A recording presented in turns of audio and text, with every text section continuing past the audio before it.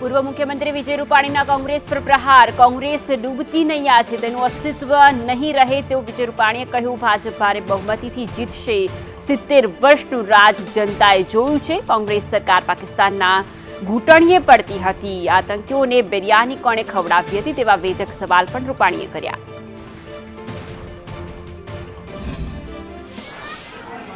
કોંગ્રેસે 70 વર્ષમાં જે રાજ કર્યું એ પ્રજાએ જોયું છે. કોંગ્રેસની નીતિ રીતિ જોઈ છે. દેશ એને કારણે કેટલો પાછળ રહ્યો, દેશને કેટલી સમસ્યાઓ ઊભી થઈ, આ બધી વસ્તુ કોંગ્રેસના રાજને દેશે જોયો છે. કોંગ્રેસ જ્યારે જ્યારે આવી, બેકારી, ગરીબી, ભ્રષ્ટાચાર, આ બધું કોંગ્રેસના રાજમાં ફૂલું પાલ્યું છે. છેલ્લા 10 વર્ષમાં નરેન્દ્રભાઈ સત્તા સંભાળ્યા પછી આ દેશ વિશ્વમાં પ્રતિષ્ઠિત બન્યો છે.